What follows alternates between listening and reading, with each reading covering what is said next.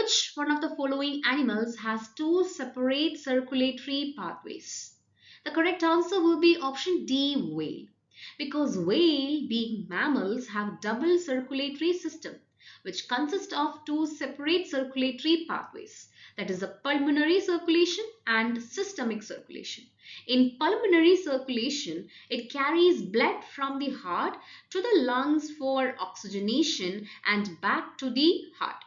In systemic circulation, it carries oxygenated blood from the heart to the rest of the body organs. So that means option D is the correct answer. Coming to option A, shark, it have a single circulatory system with blood flowing through a single circuit, that is from heart to gills, gills to body. So option A is incorrect. Option B, frog. Though frog have a double circulatory system, but their circulatory pathways are not fully separated. That means the oxygenated and deoxygenated blood can mix in the heart. So option B is also incorrect. Option C, lizard.